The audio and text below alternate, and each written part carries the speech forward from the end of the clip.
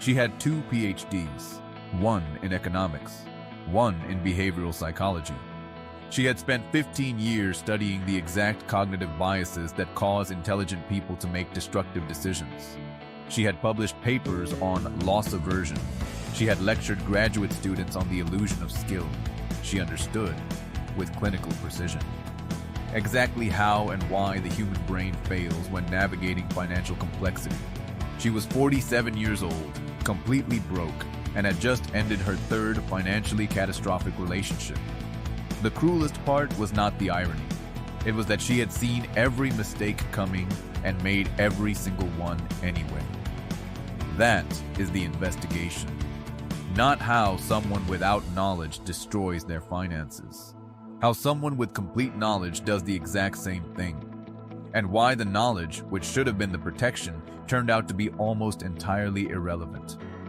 Because what she had missed, what almost everyone misses regardless of intelligence, is that the forces driving her worst decisions were never operating in the part of the brain where knowledge lives. They were operating somewhere much older, much faster, and completely immune to everything she knew. Have you ever made a financial decision you knew was wrong while you were making it? Where the rational mind was watching, commenting, and the behavior continued anyway? Go to the comments and write "I knew better." Because what you just described is not a failure of intelligence. It is the most important financial phenomenon almost nobody investigates honestly.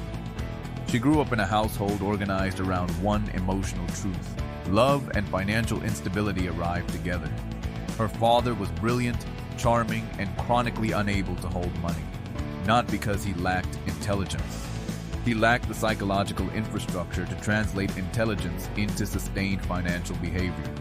And he loved his family with a completeness that was genuine and visible, and that filled the house even on the months when the electricity was uncertain.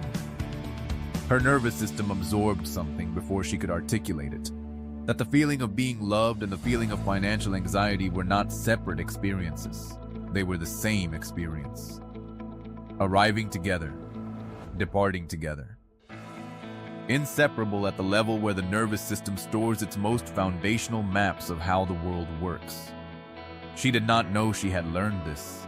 It was not a conscious belief. It was wiring, an automatic association between emotional intimacy and financial chaos sitting beneath every adult relationship she formed, beneath every financial decision those relationships produced, completely invisible to the part of her brain that had spent 15 years studying cognitive bias. Her first significant relationship lasted 6 years. He was, like her father, brilliant and financially unstable. Not reckless in the obvious way. Unstable in the specific way that requires constant, quiet financial sacrifice from the person closest to him. She covered the gaps, smoothly, without resentment she could consciously access. Because covering the gaps felt, to her nervous system, like love. Like the specific expression of care that the original template had defined as what love looks like in practice.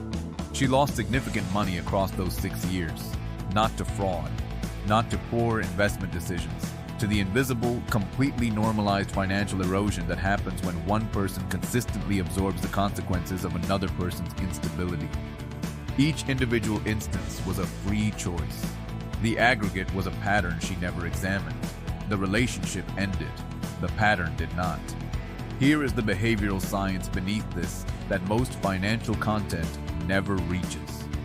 There is a concept in attachment psychology called the emotional blueprint, the internal working model of relationships constructed during early childhood from the specific emotional experiences of the formative years. This blueprint operates as the brain's prediction system for intimacy. It generates expectations about what love requires, what safety feels like, what genuine connection looks like in practice. Automatically, beneath conscious awareness, with the authority of a system built before language. When the blueprint was constructed in an environment where love and financial chaos coexisted consistently, the blueprint encodes that coexistence as normal, as the expected texture of intimacy. And the adult nervous system does not experience financially unstable partners as warning signs. It experiences them as familiar. as home. As the specific emotional frequency, the deepest part of the brain has always associated with being loved. Familiarity is not the same as safety, but to the nervous system, they feel identical. She knew this theory. She had taught this theory. What she had never done was apply it to herself, because applying it would have required feeling something she was not ready to feel. And the mind is extraordinarily skilled at maintaining the distance between what we understand about others and what we are willing to examine about ourselves. Is there a pattern in your relationships, romantic, professional, or familial, where the financial dynamic consistently resembles something from your earliest experience of closeness? Not a single instance. A pattern. If something shifted reading that question, go to the comments and write blueprint, because that recognition alone is worth more than most financial advice you will encounter this year. Her second relationship introduced a different mechanism. He was financially successful, genuinely, visibly successful. And something about that success activated a specific anxiety she spent 3 years misidentifying as love. For the first time, she was the less financially powerful person in the dynamic. And that reversal produced a persistent urgency to prove her worth through financial behavior, to demonstrate value through generosity, through contribution. Through the financial expressions of care her blueprint had encoded as what real partnership requires. She overspent consistently throughout that relationship, not on herself, on the relationship, on experiences, on gestures, on the particular financial generosity that felt like equalizing a power imbalance that existed nowhere except in her emotional architecture. He never asked for any of it. The spending was entirely self-generated, driven by a fear so old it had never been named. The fear that without the financial expression of love, the love itself would prove insufficient. That she, without the covering of gaps and the absorbing of costs, would not be enough. This is the hidden intersection this investigation exists to expose. The place where financial behavior and emotional need become indistinguishable. Where the spending is not spending. Where every transaction that looks like a financial decision is actually answering a question formed before the person had any money at all.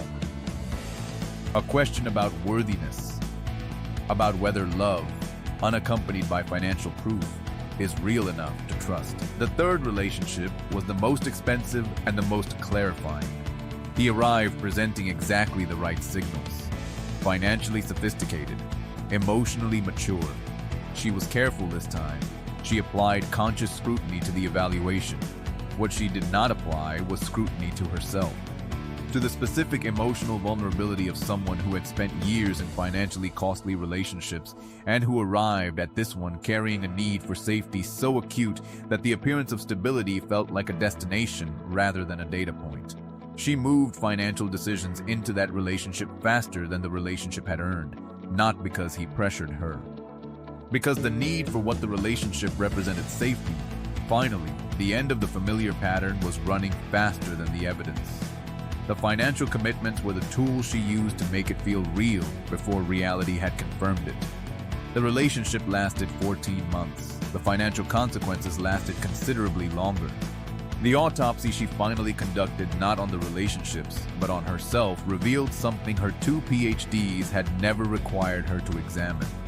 That intelligence, applied without self-knowledge, is not a protection against destructive patterns. It is, in specific and important ways, a vulnerability. Because the intelligent mind is better at constructing justifications, better at producing coherent narratives for decisions that were made emotionally, better at maintaining, with impressive sophistication, the story that the behavior was rational, while the emotional driver operates completely unexamined beneath it. She had not been making financial mistakes.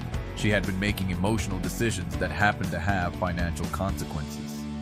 And the distinction between those two things is not semantic. It is the entire difference between a problem that can be solved with better financial information and a problem that requires a fundamentally different kind of examination. The research is consistent and uncomfortable. The most significant predictor of financial outcomes in relationships is not financial literacy. It is not income compatibility. It is the emotional blueprint each person brings, and the degree to which that blueprint has been examined and consciously revised rather than simply executed. Unexamined blueprints do not stay private. They become financial policy.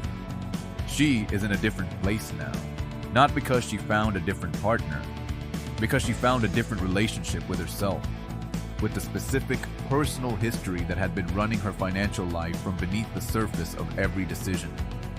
The work was not financial, it was archaeological, and what she found was not shameful, it was human. The entirely predictable outcome of a nervous system that learned what it learned before it had any choice in the matter. She says the most surprising part was not the pain, it was the relief. The specific relief of understanding that the pattern was not her character, it was her history. And history, unlike character, can be examined, can be understood, can be consciously revised. The financial recovery followed the psychological one, with a cause and effect relationship that she, of all people, was qualified to recognize. Because the most important financial education is not about money. It is about the emotional architecture that every financial decision passes through on its way from intention to action. The architecture most people never see, never question, because it does not feel like architecture. It feels like personality, like simply being who you are. And who you are financially is almost never who you chose to be. It is who you were taught to be before the teaching was visible enough to refuse. So here is the question worth sitting with. What is the earliest emotional experience you can trace that is still, in some form, making financial decisions on your behalf today? Go to the comments and write what surfaces before you edit it, because that first unguarded answer is where the real investigation begins.